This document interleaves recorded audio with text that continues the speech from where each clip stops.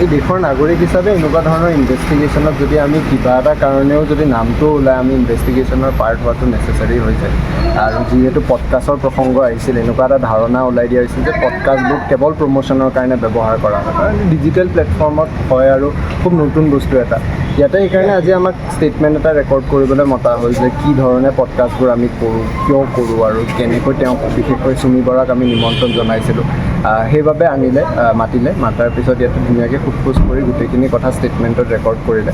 Record কৰাৰ পিছত বেছি দেৰি দীঘলীয়া কথা নহ'ল, ছুটি কথাই হ'ল, তেওঁলোকে ফৰ্মেলি কথাখিনি খালি ৰাখিলে।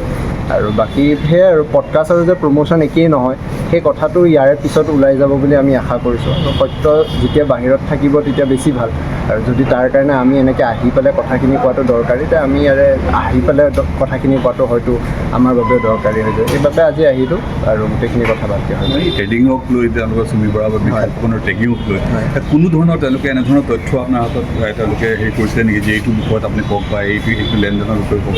হয়, বিশেষকৈ সেইদিনাখন যেতিয়া এই ঘটনাটো হ'ল, আমাৰ প্ৰত্যেকটো চেনেলত আমাৰ পডকাষ্টৰ ক্লিপ এটা দিছিল বিয়াৰ কথা। আৰু যদি আপুনি মন কৰে, তেওঁ ছাৰেণ্ডাৰ কৰাৰ পিছত অকল এটা নিউজ চেনেলক তেওঁ এটা ইণ্টাৰভিউত বেলেগ ধৰণে তেওঁ ব্যাখ্যা এটা আগবঢ়াইছিল।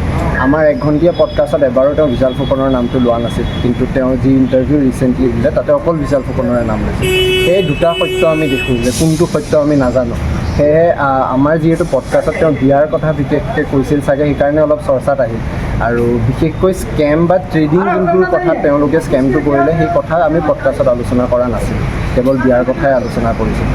সেয়েহে এতিয়া আমাক সেইখিনি কথাই আজি সুধিলে, সোধাৰ পিছত সেইখিনি কথা আমি ষ্টেটমেণ্টত দিলোঁ, ভালকৈ ক'লোঁ কথাখিনি।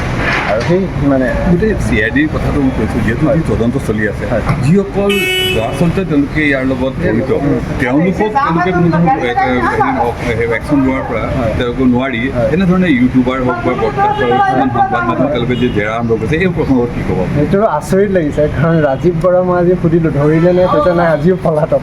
তাৰপিছত আমি আহি ইয়াতে এতিয়া ষ্টেটমেণ্ট দিবলগীয়া হৈ আছে এটা এনেকুৱা ইণ্টাৰভিউৰ কাৰণে যোনটো ছ'চিয়েল মিডিয়াত আছে, আৰু এনেকুৱা নহয় যে ডিলিট কৰিছে।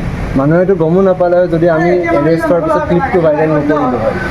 সেই আচৰিত লাগে। আৰু আৰক্ষী কিবা তেওঁলোকেও হয়তো কিবা এটা পৰিকল্পনা হাতত লৈছে, যাৰ কাৰণে আমাক মাতি আনিছে।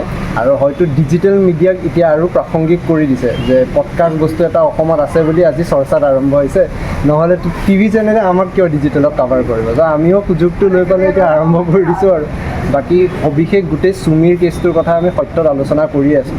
বেছি ডিটেইলছ লাগিলে সত্য চালে সত্য গোটেই এই যিটো আপোনাক যিহেতু মাতিলে আপোনালোকক দীঘলীয়া আজি তেওঁলোকে মানে আমি জেৰা বুলি কৈছোঁ ধৰক, সেই প্ৰসংগবিলাক চালে আপুনি কি বুলি ভাবে? যিটো তদন্ত যি ধাৰা তেওঁলোকে কৰি আছে, CID হওক বা CBI যিটো হস্তান্তৰ কৰা, আপুনি কিমান চিৰিয়াছ বুলি ভাবে গোটেই তদন্ত?